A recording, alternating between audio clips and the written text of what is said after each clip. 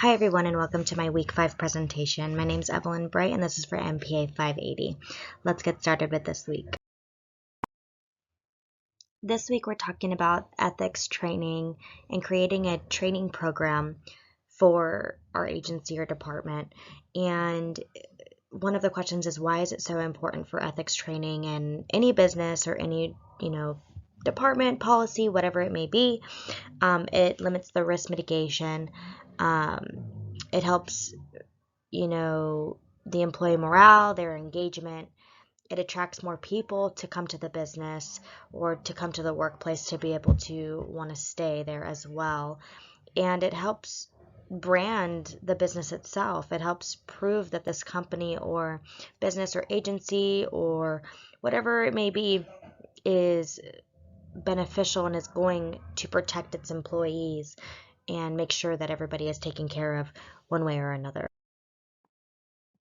So some theoretical foundation when it comes to my agency, my organization, would definitely be natural law theory. I mean, being in law enforcement, we, tend to discuss anything with the law. You know how God gave people this intuition to be this type of way in this type of field, and it only takes certain people to be able to do this type of job. And then virtue theory, because you have to be a good person in order to do this job and do it effectively and correctly. And there are plenty of people in the world that do not do things correctly or the right way, or they squeeze around the corner a little bit instead of going in the straight and narrow.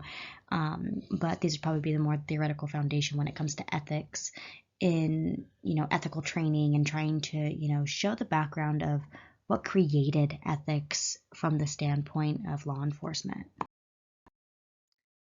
So a question that could be asked is, why is code of ethics or code of conduct training so important? I think it's really important for people to, especially in my organization, to know the consequences that comes with violating those ethical boundaries, those moral guidelines.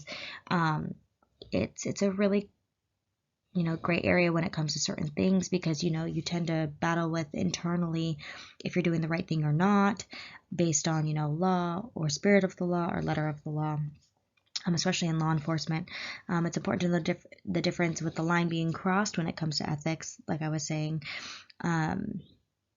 if we know that we're doing the right thing or if we're doing the wrong thing, and kind of internally battling with that and knowing, okay, if I always do the right thing, then I have nothing to worry about. But if I'm thinking about if I'm doing something wrong, then obviously there's an issue and there's some type of ethical, boundary that I'm battling with.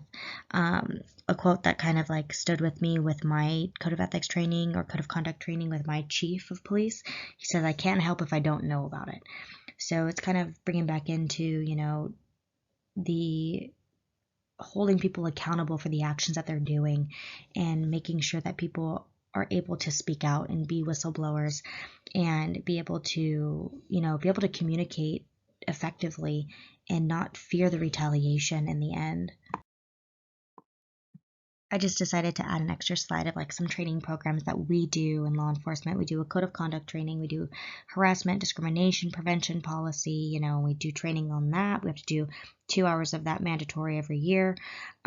We should have whistleblower reporting training as well to kind of just show and mitigate the fearfulness when it comes to the retaliation. Unfortunately, there's a lot of people that are so fearful of coming out and speaking out about something because they're afraid of the retaliation of what it's going to look like on them and how it's going to portray on them, and if they could possibly lose their job because it could be it could be a supervisor that's doing these ethical decision making that's not okay, and you want to stand up against that, and you really don't know who else to go to but higher up. And if you go higher up, then what? Then who are you crossing? Then what line are you crossing at that? Ethical decision making, leadership, and ethical role modeling. I also threw in where I kind of picked all these up from, which I thought was super interesting, and I would love to go back and implement it into my my workforce as well. So lastly would be obviously the scenario in trying to give you an ethical problem scenario. I'll give you one, for instance, discrimination within the workforce. Obviously within police, and law enforcement, it's tradition of not speaking out against supervision. So if a supervisor does something or says something, it's very difficult to be able to say something against it, and you go by the chain of command. And if you go above that chain of command and you go out of line, then there could be some type of consequences for that. So there's a lot of difficulties when it comes to discrimination with a supervisor that's discriminating against you. And then obviously people become fearful of retaliation for speaking up in that regard and being a whistleblower and trying to, make sure this doesn't happen to anybody else in the workforce. Solutions that could possibly mitigate this and, resolve this would probably be, making sure that ethics policy is put into place and they're able to go back and look at it and really feel comfortable in what they're vocalizing and not having that fearfulness inside of them. Third-party mediation or litigation, it brings in an outside source. It's very unbiased. It kind of helps, mitigate the biased behaviors that sometimes tend to happen within certain businesses, workforces, especially in law enforcement. There becomes a lot of cliques. Always have an open door policy when it comes to supervision. Even higher than that, extensive training if a line is crossed, and to help make sure that doesn't happen again, write-ups, whatever it may be, consequences for that, and then consequences for any type of retaliation in any capacity. So retaliation in regards to just communication or movement of position or anything in that nature, there should be some type of consequence to show that we're not going to stand for the retaliation aspect and that it's not going to be something that we're going to deal with. It's going to be nipped in the butt completely right from the get-go. Thank you guys so much for listening, and I hope you guys have a great week.